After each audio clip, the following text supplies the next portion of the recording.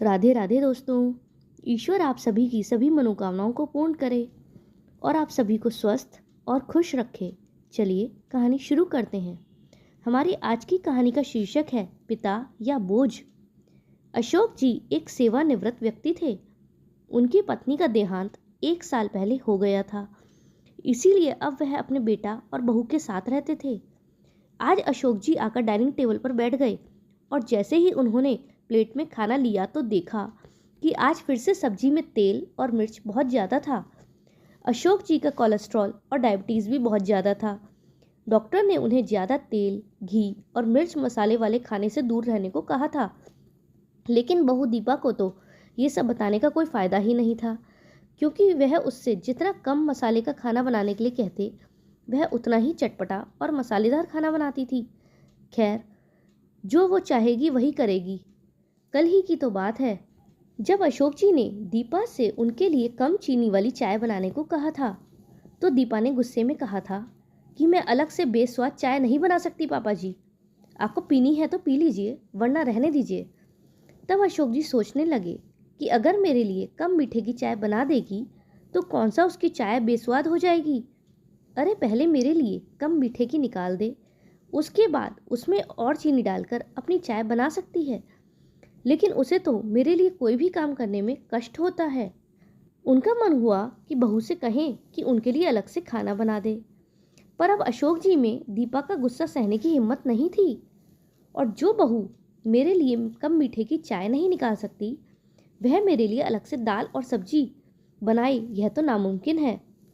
ऐसा सोचकर अशोक जी ने किसी तरह खाना खाया, पर तेज घी तेल मसाले का खाना उनसे खाया ही नहीं गया, इसीलिए वो थोड़ा सा खाना खाकर उठ गए। थोड़ी देर में उनका बेटा राहुल भी घर आ गया। आते ही अशोक जी बोले, बेटा अब तक तो मेरी पेंशन के पैसे आ गए होंगे, तो तुम मुझे डॉक्टर के पास ले चलो। डॉक्टर मुझे हर महीने रूटीन चेकअप के लिए बुलाते हैं। पिछले महीने भी कोलेस्ट्रॉल बहुत बढ़ा हुआ था, पता नहीं इस बार भी कम होगा या नहीं। अशोक जी की यह बातें सुनते ही बहू दीपा अपने कमरे से बाहर आई और बोली, पापा जी अपने बढ़े हुए कोलेस्ट्रॉल का दोष मुझे देना चाहते हैं राहुल। उनका काम ही है बैठकर सबको दोष देना। वह तो बैठे बैठे यह दिखाना चाहते हैं कि मैं उनका ध्यान ही नहीं रखती, उनके खाने पीने का ध्यान नहीं रखती, इसीलिए उनकी बीमारी बढ़ती जा रही है। लेकिन मैं कितना ध्यान रखती हूँ मैं कैसे बताऊँ। सारा दिन मैं उनकी चाकरी में लगी रहती हूँ, अपने लिए तो मुझे समय ही नहीं मिलता। पर मैं तुमसे कहती हूँ राहुल, अगर उनका यही रवैया रहा तो मैं वंश को लेकर हमेशा के लिए अपने मायके चली जाऊंगी। राहुल भी दीपा की बात सुनकर चुप रहा। अशोक जी अब समझ चुके थे कि अब वे अपने बेटा और बहू पर बोझ बन चुके हैं, और वे नहीं चाहते थे कि उनकी वजह से दीपा अपने मायके जाए। इसीलिए अगले ही दिन उन्होंने अपने कपड़े पैक किए और अपनी बेटी निधि के यहाँ जाने के लिए निकल पड़े, क्योंकि उनकी बेटी उन्हें कई बार बुला चुकी थी। उनके दामाद भी उनसे अक्सर कहते रहते थे कि पिताजी अब आप हमारे पास आकर रहिए और हमें भी अपनी सेवा का मौका दीजिए। जैसे ही राहुल को पता चला कि पापा हमेशा के लिए उसकी बहन के घर रहने जा रहे हैं, तो उसके चेहरे की चमक गायब हो गई, क्योंकि उसे पता था कि अगर पापा जी बहन के घर रहने चले गए तो उनकी हर महीने की पेंशन भी चली जाएगी। उसने अपने पिता को रोकना चाहा, लेकिन उन्होंने उसकी एक नहीं सुनी और अपनी बेटी को फ़ोन कर दिया कि मैं आ रहा हूँ। उनकी बेटी और दामाद बहुत खुश हो गए और अब अशोक जी अपनी बेटी के यहाँ रहने लगे। कुछ दिनों बाद दीपा को उसके मायके से फ़ोन आया। यह दीपा की भाभी अमीता का फ़ोन था। उसने कहा, दीदी हमारे घर में सत्यनारायण भगवान की पूजा है, इसीलिए आप सभी को पूरे परिवार सहित पूजा में आना है, और जाने से पहले सभी को यहाँ खाना भी खाना है। उसकी भाभी ने तो उसके ससुर को भी बुलाया था, लेकिन वह कैसे कहती कि वह अपनी बेटी के यहाँ रहने चले गए हैं। उसने बस इतना ही कहा, हाँ भाभी हम सब जरूर आएंगे। पूजा में दीपा राहुल और अपने बेटे वंश के साथ अपनी माँ के घर पहुंची तो सबने उनसे पूछा कि उनके ससुर जी नहीं आए, तो उन लोगों ने बहाना बना दिया कि अभी वह कुछ दिन के लिए दीदी के घर रहने गए हुए हैं, कुछ दिनों के बाद लौट कर आएंगे। भगवान सत्यनारायण की कथा के बाद जब वह रसोई में पहुंची तो उसने देखा कि खीर 2 अलग-अलग बर्तनों में चढ़ाई हुई थी और सब्जियां भी 2 अलग-अलग बर्तनों में थीं। उसने कहा, भाभी, आप सब कुछ 2 अलग-अलग बर्तनों में क्यों पका रही हैं? निधि ने कहा, दीदी, पिताजी को मधुमेह है, इसीलिए मैं उनके लिए सब कुछ अलग बनाती हूँ, कम मिठास और कम मसाले के साथ, ताकि उनकी तबीयत खराब ना हो। अपनी भाभी के मुंह से ये सब शब्द सुनकर दीपा को खुद पर शर्म आ गई, क्योंकि वह जानती थी कि उसने अपने ससुर के साथ कैसा व्यवहार किया था। राहुल भी दीपा के माता पिता के साथ बाहर बैठा था।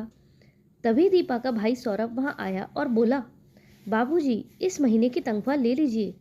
और फिर दोनों बाप बेटे दोस्तों की तरह बातें करने लगे।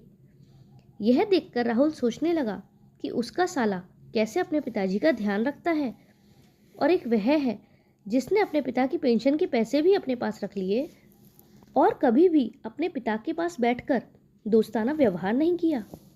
बेचारे पिता को कितना अकेलापन महसूस होता होगा। खाना खाने के बाद दोनों पति पत्नी घर आ गए। दोनों को ही अपने किए पर पश्चाताप हो रहा था। दोनों एक दूसरे से नज़र नहीं मिला पा रहे थे, लेकिन दोनों की आंखें बहुत कुछ बयां कर रही थीं। इसीलिए अगले दिन दोनों अशोक जी को लाने के लिए अपनी बहन निधि के घर पहुंच गए। वहां पहुंचकर उन्हें पता चला कि अशोक जी निधि के पति मोहित के साथ घूमने गए हैं। निधि ने अपने भैया और भाभी को जूस और स्प्राउट्स दिए। उसने नाश्ता देने के बाद अपने भाई भाभी से कहा, पापा की तबीयत अब ठीक है, सब कुछ बिल्कुल ठीक है।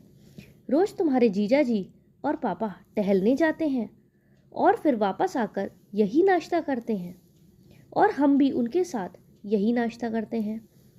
दीपा और राहुल को शर्म आ रही थी, क्योंकि उन्होंने अब तक अपने पिता के लिए ऐसा कुछ भी नहीं किया था।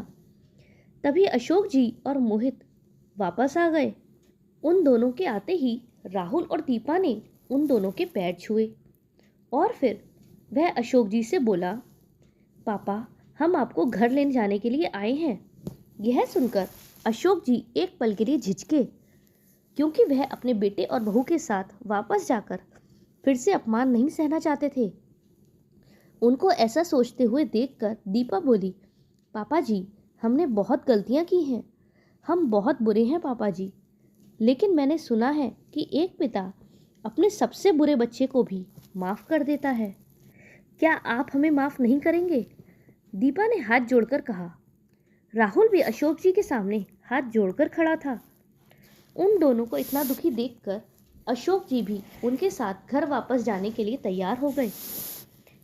अब अशोक जी अपने घर में खुश और संतुष्ट थे, क्योंकि उनके बेटा बहू उनका बहुत ध्यान रखने लगे थे। दोस्तों, एक बूढ़ा पिता कभी भी बोझ नहीं होता, लेकिन जो बच्चे अपने माता पिता को बोझ समझते हैं, वे खुद इस धरती पर बोझ होते हैं। दोस्तों, आपको यह कहानी कैसी लगी कमेंट में ज़रूर बताइएगा। साथ ही कमेंट में एक बार राधे राधे ज़रूर लिखिएगा। अगर आपको कहानी पसंद आई हो तो वीडियो को लाइक करें, और चैनल पर नए हों तो चैनल को सब्सक्राइब करें। साथ ही बेल आइकन भी दबाएं, जिससे आगे भी आपको ऐसी कहानी सुनने के लिए मिलती रहें। हमारे साथ अंत तक बने रहने के लिए धन्यवाद। जय श्री राधे।